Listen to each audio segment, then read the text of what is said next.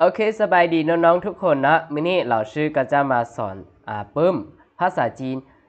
ที่มีชื่อว่าฮั่นอยู่เป็นปึ้มหัวที่หนึ่งเนาะมื้อนี้จะพาทุกคนไปเรียนต่อ EP ที่2หรือว่าบทที่2นั่นเองเนาะก็คือEP ที่แล้วเราชื่อจะไลฟ์สดเป็นบทที่1เนาะสอนบทที่1แต่ว่ามื้อนี้เราชื่อจะมาเฮ็ดเป็นคลิปสอนเราชื่อคิดว่ามันจะดีกว่าฉะนั้นมื้อนี้จะพาทุกคนไปเรียนนำกันเนาะ好的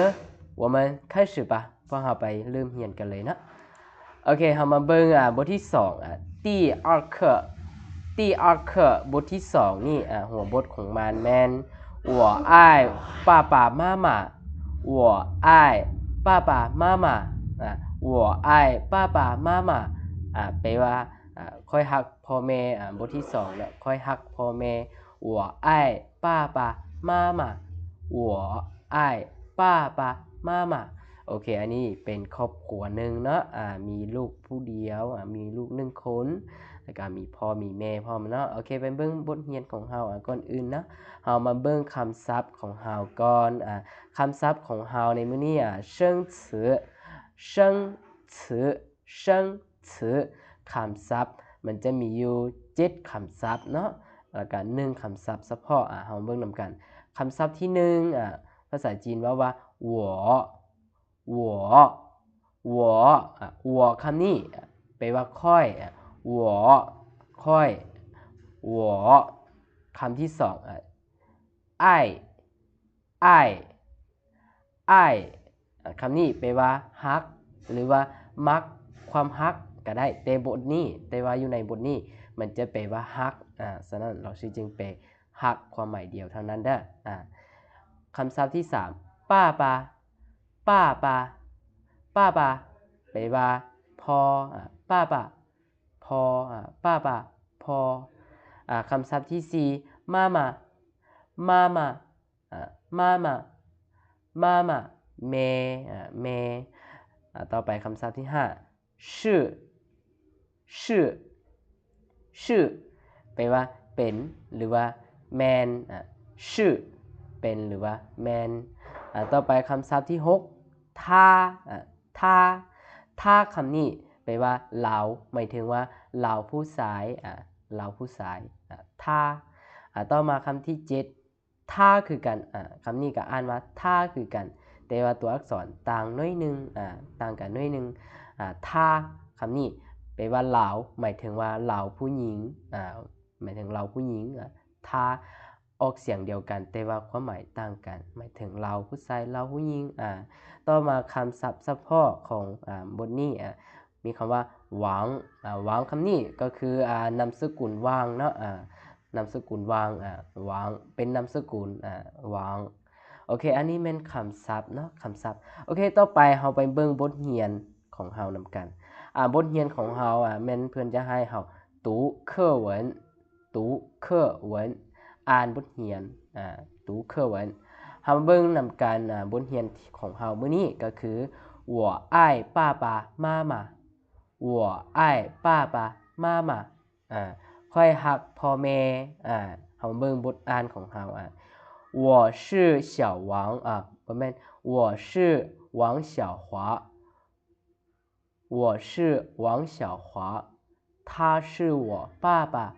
他是我爸爸他是我妈妈他是我妈妈我爱爸爸妈妈我爱爸爸妈妈อันนี้เป็นบทเรียนของเรา我是王小华他是我爸爸他是我妈妈我爱爸爸妈妈แปลว่าค่อยแม่น小华王เราแม่นพ่อค่อยเราแม่นแม่ค่อยฮักพ่อแม่我是王小华ค่อยแม่น小华王นี่ภาษาจีนนามสกุลเขาจะเอามาไว้ทางหน้าเด้อแล้วตามด้วยชื่อทางหลังแต่ภาษาลาวเฮาแม่นเขาจะเอาชื่อมาไว้ทางหน้านามสกุลไว้ทางหลังเด้อให้พวกน้องจื้อไว้他是我爸爸เราแม่นพ่อค่อย他是我妈妈เราแม่นแม่ค่อย หัวไอ้ป้าป่ามาม่าคอยฮักพ่อแม่อันนี้เป็นบทเรียนของเฮานะโอเคต่อไปเราชื่อจะพาทุกคนมาเรียนคำประโยคประโยคที่ใช้ในบทนี้นะประโยคที่สำคัญในบทนี้บทที่2นี้นะ学句子เรียนประโยคเรียนเกี่ยวกับประโยคเฮามาเบิ่งประโยคที่1我是王小华我是王小华我是王小华ค่อยแม่น小华王我是王小华ต่อมา他是我爸爸他是我爸爸เราแม่นพ่อค่อย他是我爸爸เราแม่นพ่อค่อย他是我妈妈他是我妈妈เราแม่นแม่ค่อย我爱妈妈我爱妈妈ค่อยฮักแม่ค่อยฮักแม่我爱妈妈下一个妈妈爱我妈妈爱我妈妈爱我แม่ฮักค่อย妈妈爱我ประโยคตัวสุดท้าย我爱爸爸妈妈我爱爸爸妈妈ค่อยฮักพ่อแม่อันนี้เป็นประโยคที่สำคัญในบทนี้ก็ว่าได้นะเป็นประโยคที่สำคัญในบทนี้โอเคแล้วสำหรับบทที่2นี่เนื้อในบทเรียนก็จะมีประมาณนี้นะมันจะมีประมาณนี้เราจะได้เรียนเกี่ยวกับประโยคที่ใช้ในบทนี้แล้วก็มันจะมีบทเรียนของเฮาเป็นบทเรียนแนะนำชื่อของเฮาแล้วก็แนะนำพ่อแม่แล้วก็บอกว่าเฮาฮักพ่อแม่เนาะ